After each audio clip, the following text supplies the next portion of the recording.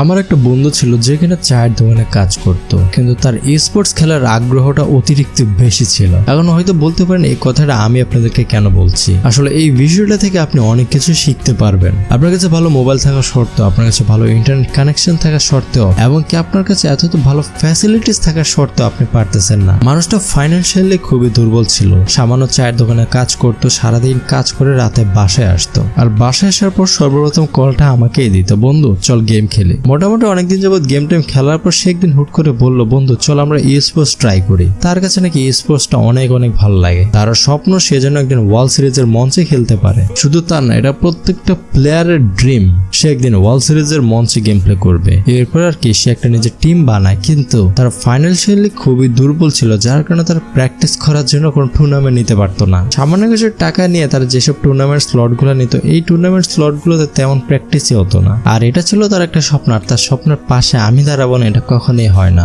এরপর আর কি আমাদের অনলাইনের কাজে তাকেও নিয়ে নেয়, আর সে মোটামুটি কিছুদিন কাজ করে এখন সে ভালো একটা ডিভাইস নেয়, তারই সাথে ভালো একটা টুর্নামেন্ট স্লট গুলো নিয়ে প্র্যাকটিস করতে পারে। এটা একটা অর্জন, তার জন্য কিছু তো করতে পেরেছি আমি। আপনারা চাইলে কাজ করতে পারেন, আপনারা কাজ শিখে অনেক কিছুই করতে পারবেন আপনার জন্য। যান এখন আবার পিন করা ভিডিওটা দেখে আসেন, অথবা আমার বায়োতে লিঙ্ক আছে, সেখানে আমার সাথে যোগাযোগ করতে পারেন।